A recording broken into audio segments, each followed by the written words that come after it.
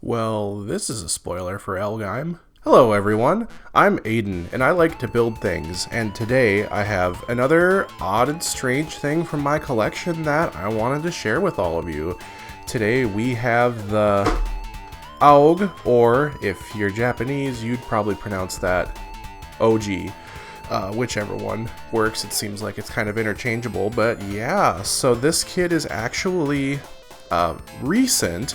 I put quotes there because while it says 2021 there on the box, this is actually a 1.5 of sorts of a high-grade kit that came out around the year 2000. It was number 3 in that series, as well as this one alongside the L-Gaim itself and the Atoll. And that is about all the information I have about it, because researching the old versions of this kit is surprisingly difficult. The most I've been able to find about it is that, it first came out at around that time in 2000, and they did a limited release of this and I believe the other two kits in the line that had a metallic coating kind of thing going on, which really only makes sense for this one, being that it's supposed to be gold. So here we have a revive of that, and this is basically going to be the only version of it you'll find these days, at least officially. I'm sure someone somewhere is still selling the original version of this, but anyway, yeah, yeah, we have English and Japanese on the box, since this is a more recent release. Talking a little bit about what makes this kit different from the original one, and then on the other side here we have two shots from L-Gaim itself of the 5 minutes of screen time that this particular mech gets, because this isn't the OG that shows up throughout most of that show piloted by Nemohan. This is the one that shows up in literally the very last episode of the show, piloted by the main villain. So yeah, like I said, this kit is kind of a spoiler for L-Gaim itself, just in his existence, and I'll try to avoid spoiling the show itself too much in this video, because I think it's a show that more people need to watch. It's a really good show. It's fun sci-fi, fun mecha action, and 80s anime goodness, just all in one neat little package here. But speaking of package, why don't I crack this one open to reveal that I've already built it, but we can at least appreciate the glorious, glorious box art that this kit has, which I believe is actually new for this version. Let me quick see here. Always got to credit the illustration, this time by Tenjin, which I'm not super familiar with, but it's a very lovely style, and I love that close-up of its head in the background there. That's just wicked cool. Let me move that out of the way. And I didn't keep all of the runners, I've only kept a handful of them, because I like saving polycaps just in case I need to replace them. But there are a handful of parts in this kit that go unused in this one, because, like I said, this is a 1.5 version of this kit. So you'll get some of these older runners where they don't have the cutout for the runner letter, and the new ones that are in this kit do, which I don't have any on hand aside from this one to show that as an example there. But you'll see there are a couple of leftover pieces here from the original version of this kit, like these, which I'll explain in a little more detail when we get to the articulation of the kit itself. But yeah, I am keeping these to test paints on later, because I do intend on painting this kit. Other than that, you get a beam saber, which is very lovingly detailed, actually. I really enjoy the level of detail on the beam saber there. And because of the age of this kit, I do believe this is a new accessory for this version of the kit. Rather than splitting the hand, because the hands in this kit are very interesting, they don't split, they're all molded as single pieces. So to get the beam saber into its hand, you take the top off of the bottom, and then just make sure it lines up with the beam saber trigger, and then it gets just your standard 1/144th beam saber blade. And I mean, you get two of them, but it only comes with one handle. But yeah, so if I just pull this out here, oh, I stand corrected. There are a couple of new hands here that do actually split open, and this is one of them. Other than that, there are a pair of fists and a pair of widespread hands in this kit, which, you know, pretty nice. A lot of modern high grades don't even give you that luxury. And since Heavy Metal L-Gaim, like the mecha design in that show, godly as it is, these hands are pretty unique, so it is nice to have all of these options available to you. And then you do actually get another set of beam saber parts to, I guess, technically make two. I haven't taken the nubs off of these yet, but I'll show you where these go and how these work in just a moment. In the meantime, I'm gonna put all this back together here. Let's get to the kit itself, shall we? And we have the Golden Boy. Yeah, which the gold is part of the reason why I wanted to get this, because the Hyakushiki is one of my all-time favorite mobile suit designs, and it's kind of given me an appreciation for mecha in gold. That's why I like the OG so much. But the other hand that I didn't show before is strictly molded with part of the handle of this scythe in there, which technically means it's not color accurate, although those other beam saber parts I included are so that if you want the beam saber to be held in this hand, you pop them on either side of that, because, I mean, they're just pegs holding these in, and then you have a beam saber for that hand. So one of the big updates that this kit had that I'm aware that the old one struggled with was with the hand options the original kit came with, you could not get any two-handed poses with this scythe because of the way it was molded into the hand, and you could only really kind of fake it with these pre-molded open hands, but that's why the left hand that splits open was included. It's to allow for that. The other major changes made were to the head. I do believe the original one did not have a color-separated green piece for the jewel in the forehead there, which you probably aren't seeing it with the way I have it lit here. It does have somewhat of a design molded into it, which is a nice touch. I don't fully remember what that design is supposed to be. And then the other major changes this kit has to its, I mean, almost 20-year-old counterpart is these crosses on the front and back of the shoulder armor here. Originally, if you saw those pieces I showed in the box, were one single piece that I believe they gave you a foil sticker for, but now in this version it's all completely color separated, and I do believe there are no missing colors present on the kit aside from the handle there. Yeah. So just going over the aesthetics of this real quick before I get into the articulation, I mean, I'll talk about a scale a little later as well too, but I just love the size that this thing is. It's like slightly bigger than your standard high grade, but it's not massive, so it's not gonna take up a lot of space on your shelf, and it's also not gonna be overly expensive too, right? Because this sets you back about $25 roughly, depending on where you get it from. Yeah, and then the gold on this kit, I mean, it's that injection plastic gold that you'd see on the Hyakushiki Revive, but it's not terrible. I feel like it doesn't have anywhere near as bad of streaking except for on these like somewhat larger parts on the hips and on the shoulders. So not really too much to complain about there, but like I said, I do plan on painting it. But let's go over the articulation, because there are a couple of interesting quirks in this kit in that regard. Now, it's already wobbly enough as it is. I shouldn't be out here bumping it too. Anyway, like a lot of Heavy Metal L-Gaim heavy metals have, that's what the mechas are called in that show, there's tubing that runs out of the head of the OG here, and you can sort of see some of it coming out the back here. Although, unlike a lot of other Heavy Metal L-Gaim kits, there are no rubber tubing pieces included in this kit. So these are all done with various kinds of plastic. Now the problem with that is that the head has a minimal twist, looks up slightly, down not at all, purely because these tubes are in there. I haven't tried to see if the articulation improves if you take that piece off. I do kind of imagine it does. But at the same time, I'm kind of iffy about doing that, because this silver piece for the mask here is held on by just the tiniest bit of friction, I feel like it's going to pop off if I'm not careful with it. It's a really odd connection joint there. But anyway, moving on to the arms, they're both fairly similar. The arms actually do have a backwards pivot, not really so much forward, but you know, that shape that it has in there for the actual shoulder does kind of allow for a lot of motion there.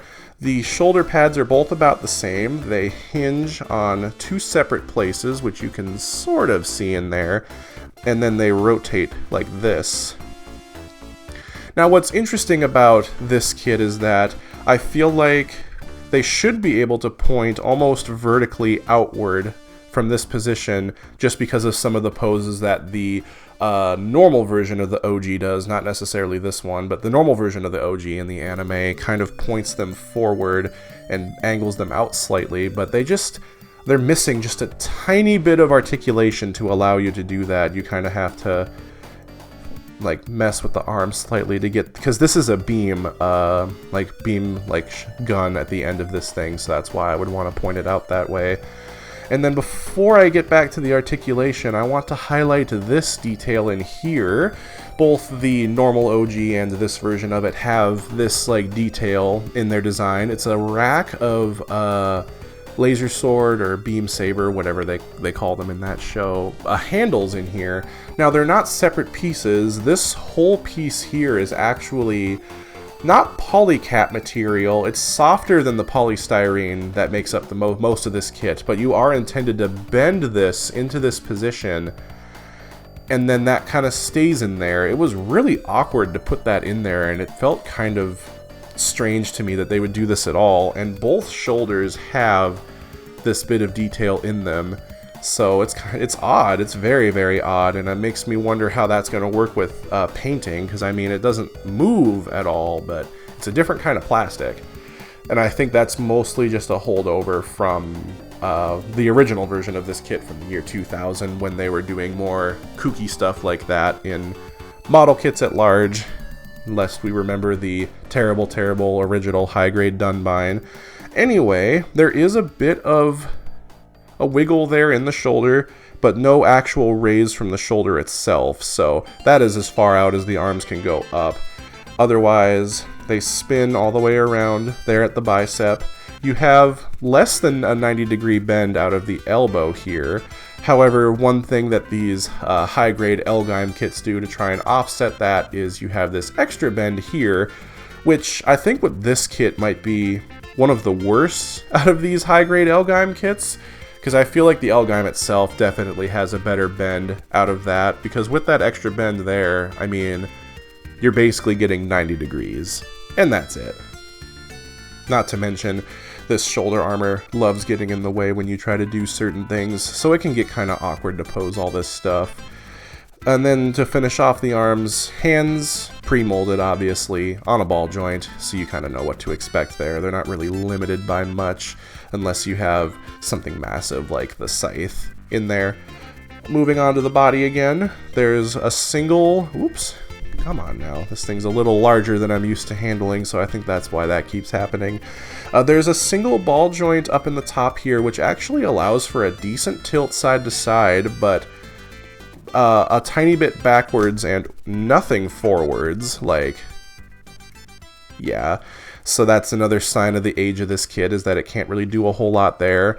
Ironic, since I believe that part of every heavy metal design in that show was meant to be a rubber part, but they didn't feel like doing that with this kit, and maybe putting some sort of spine in there that allowed it to do more, because, I mean, the old 1/100 kit of the OG had that as a rubber part, and I don't know a whole lot about that kit. I'd love to get a copy of one if I could ever find it for sale somewhere, but I imagine that probably had a little more articulation in there than that.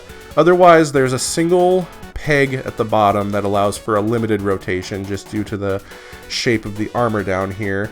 And then the major bit of improvement for the articulation in this kit comes in these hips. The design of the hips, like the joint itself, I do believe is about the same, because it's still a ball joint and a ball socket, which I believe that's a polycap in there. But this design of the thigh armor here is way more open, so what that results in is if you move this out of the way, you actually get somewhat of a spread out of the legs on this kit, which the original one couldn't do because that armor design kind of enclosed around that peg there almost completely, which interestingly, might as well grab this now, the original L-Gaim model kits in the 1/144 scale had that same basic shape in the thighs. Now, this is a little different, I think, just because this one actually has somewhat of a decent spread in its thigh as well. But yeah, I'll save my comparisons of this kit for a little later. Anyway, I didn't just stop my recording, did I? Okay, no, it's still going. Anyway, so moving back onto these, as you saw, these side skirts, which I do believe those are beam weapons as well, although I'm not sure. They spin not all the way around just because, I mean, they're huge. They're like kind of goofy looking, like fish fins here. But they also angle up and down slightly, and with how limited the hips are, they have just enough articulation for you to get them out of the way to do an insane kick, because, I mean, it has no front skirts. Decent amount out to the back, because there's no back skirts. And like we saw earlier, they get out of the way for the leg spread. Now, I'm just going to pop this off for the time being. That is not how I expected that to come off, but that works, I guess. So let's take a moment to look at the legs here, where we have one of my only real issues with this kit that I really have a gripe with. So there's tubing here in the back of the knee, which pretty much every design in L-Gaim has, although normally they do this design with rubber tubing, like a hollow one, not the one that has a copper wire in it.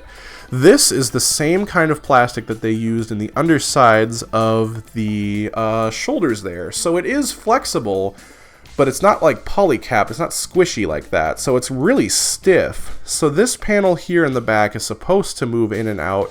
It's supposed to close all the way, like that leg there. I'm not sure why it's not doing that here. Yeah, it won't close all the way because this pipe has too much of a spine to it. So it's technically, you have a joint up here and a joint down there, which, as you notice, barely move.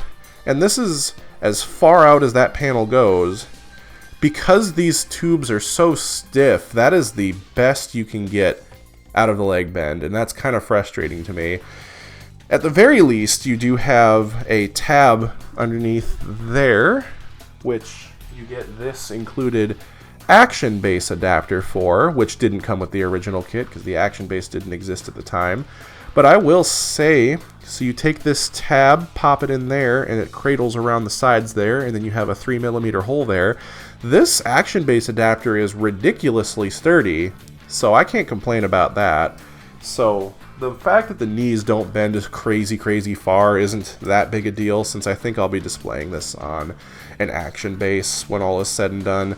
But anyway, so yeah, less than a 90-degree bend out of the legs, and I will try it on this leg too, just to see.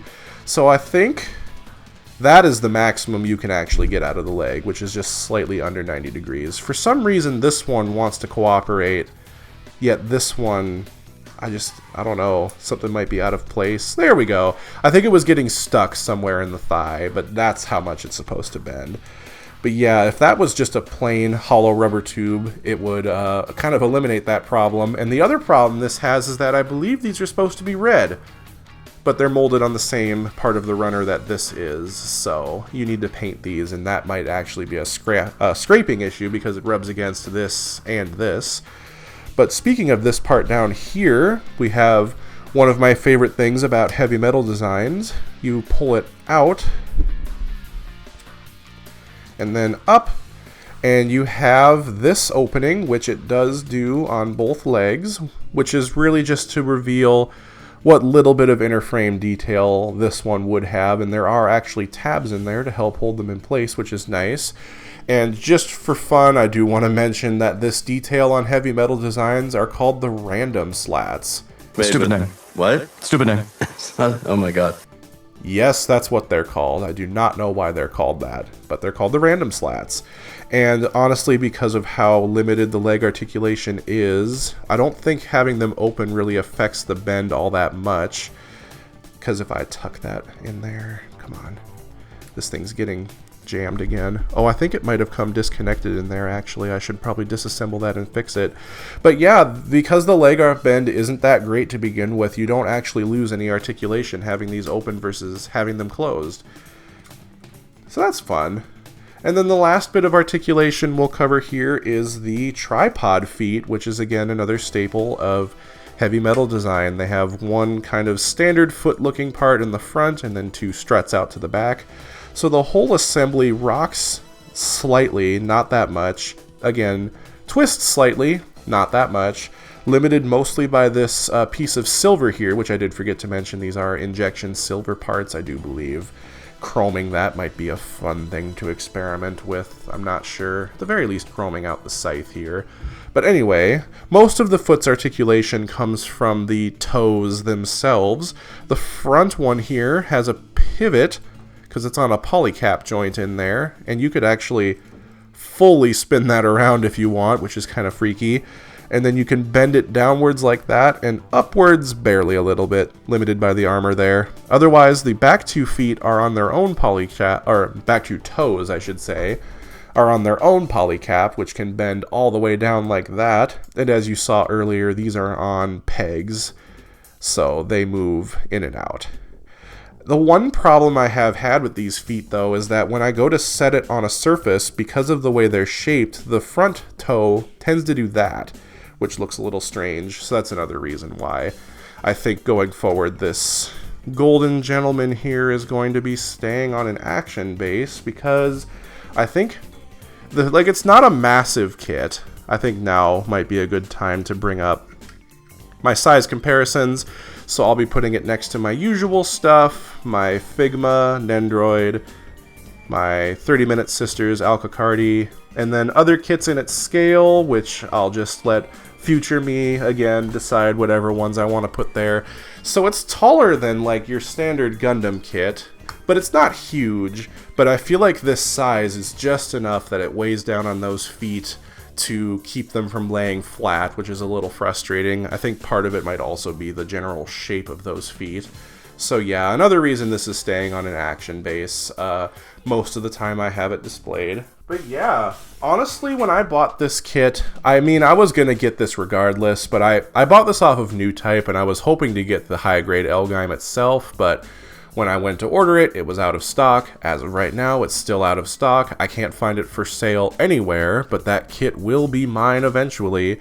But yeah, this is actually a good, it's a good kit. I'm happy I got it, and I'm actually looking forward to painting it and making it really shiny like the OG is supposed to be.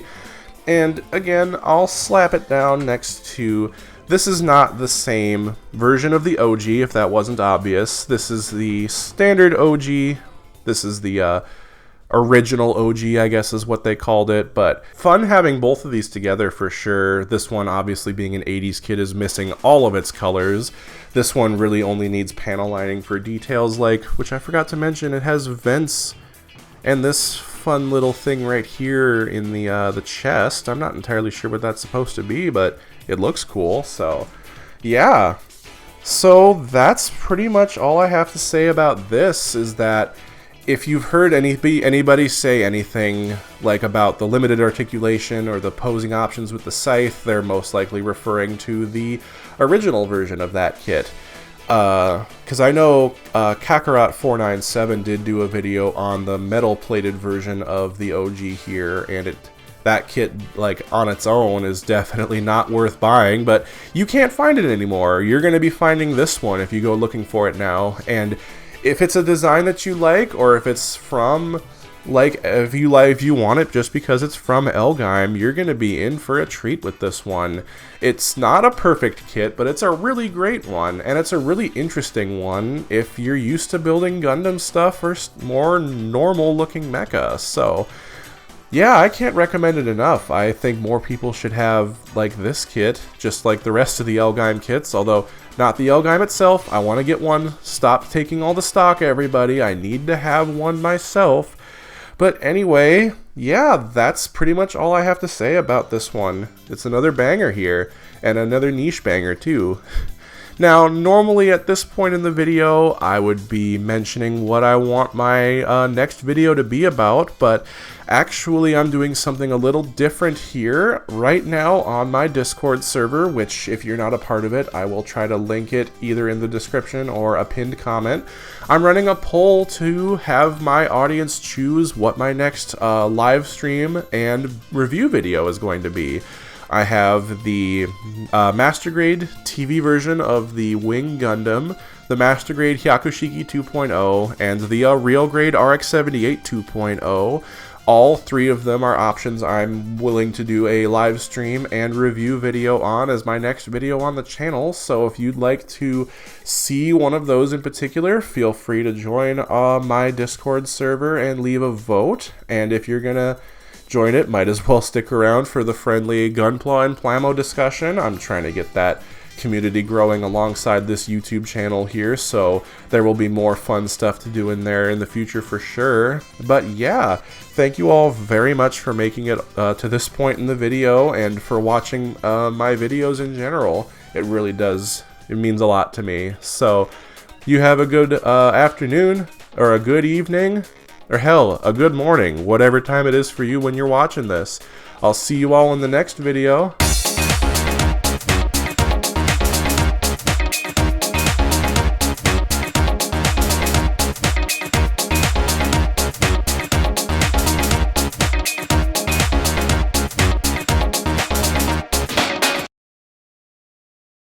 See you all in the next video.